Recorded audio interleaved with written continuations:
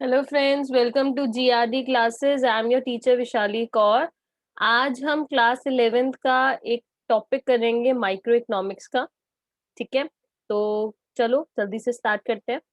Micro economics जो ये हमारी बुक है, इसमें हमें बेसिकली चैप्टर 1 आज हम स्टार्ट करेंगे, इंट्रोडक्शन वाला चैप्टर। पर उसको स्टार्ट करने से पहले मैं आपको बता दूं कि माइक्रो इकोनॉमिक्स है क्या, और माइक्रो इकोनॉमिक्स में आपने बेसिकली किस पॉइंट ऑफ व्यू से चैप्टर को समझते हुए चलना है। ठीक है, पूरी बुक में आपको किस तरीके से आपको अपने आप को कंसीडर करना है और उसको समझना है। ठीक है जी, चलो देखते हैं। यहाँ देखो, टर्म माइक्रो। माइक्रो नाम से पता लग रहा है, माइक्रो का मतलब होता है छोटा, इंडिविजुअल। और इकोनॉमिक्स का मतलब होता है जब हम मनी, रिसोर्सेस की बात करते हैं तो उसको हम इकोनॉमिक्स में पढ़ते हैं।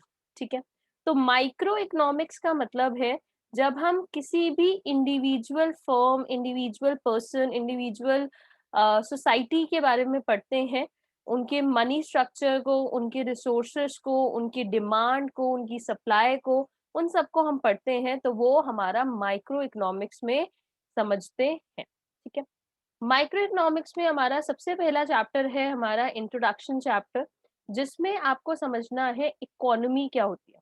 सबसे पहले आपको समझना है कि हमारी इकोनॉमी क्या होती है। ठीक है, तो आप यहाँ पे देखें कि इकोनॉमी का मतलब होता है जब हम कहते हैं कि जिस भी सोसाइटी या जिस भी एरिया में आप रहते हैं, जहाँ पे भी आप अर्निंग करते हैं, जहाँ पे भी आप अर्निंग करते हैं या आप काम करते हैं, वो आपकी इकोनॉमी होती है। चाहे आप इंडिया में रह रहे हो, चाहे आप यूएसए में रह रहे हो, चाहे कहीं भी रह रहे हो। ठीक है, तो वो आपकी क्या होगी, वो आपकी इकोनॉमी होगी। ठीक है, तो इकोनॉमी एक ऐसी जगह होती है जहाँ पे इंसान काम करता है, जहाँ पे एक इंसान अपनी लिविंग करता है, कमाई करता है, तो वो उसको हम इकोनॉमी कहते हैं। ठीक है, इकोनॉमी में हमारे 3 बेसिक प्रोसेस या 3 बेसिक स्टेप हमेशा चलते हैं, जिसके थ्रू इकोनॉमी बनती है।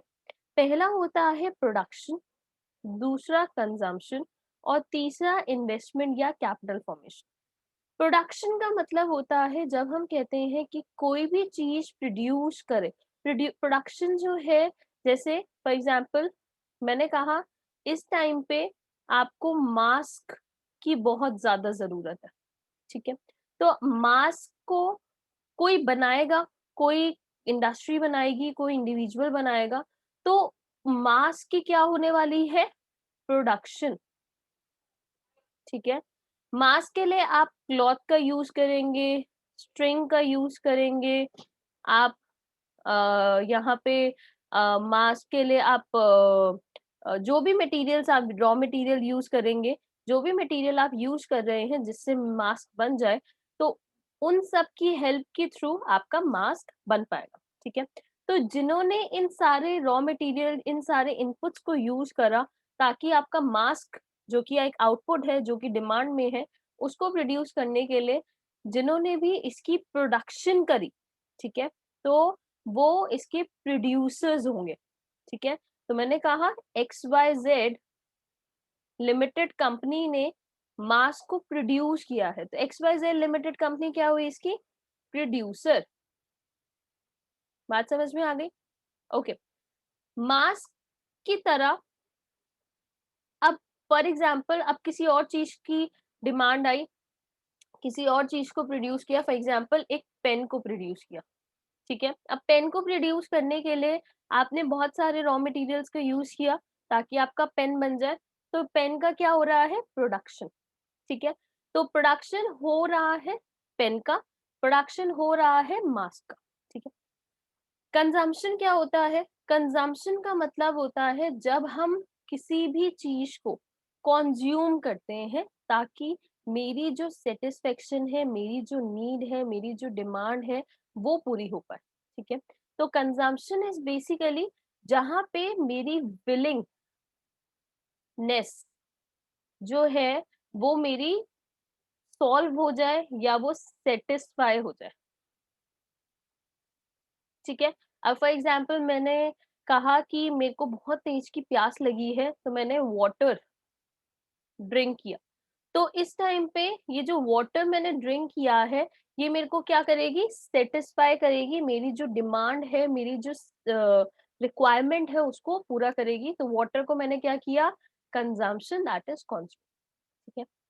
फिर हमारा आता है इन्वेस्टमेंट या capital formation. Capital formation basically उसका ही दूसरा नाम है इन्वेस्टमेंट का।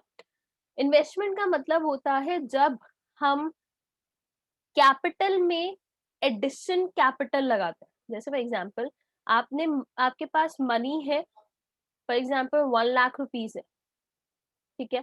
अब आपने इस मनी को एक बिल्डिंग में लगाया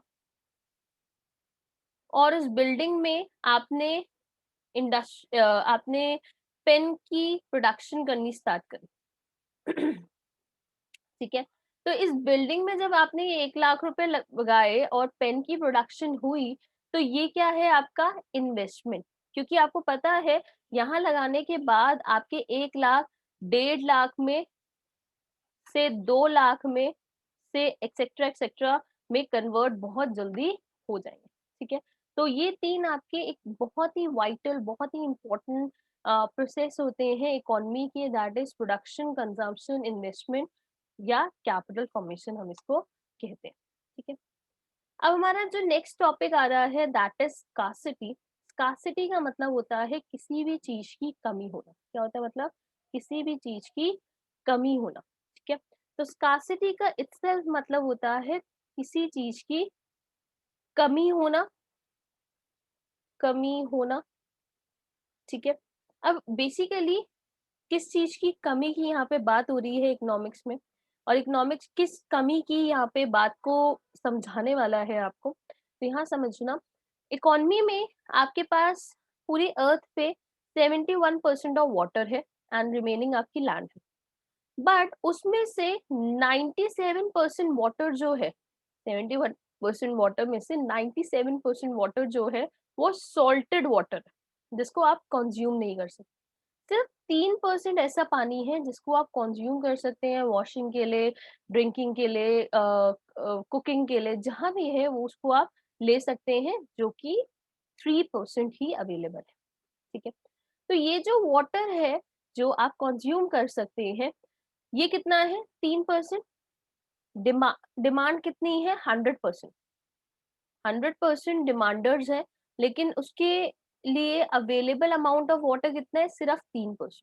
तो हम क्या कहेंगे, पानी की यहाँ पे कमी है, किसी पूरी अर्थ पे पानी की क्या है, कमी है। ऑल्दो पानी बहुत अवेलेबल है, बट जो हमारे लिए, हमारी बॉडी के लिए सही है कंज्यूम करना, वो यहाँ पे कम है, ठीक है।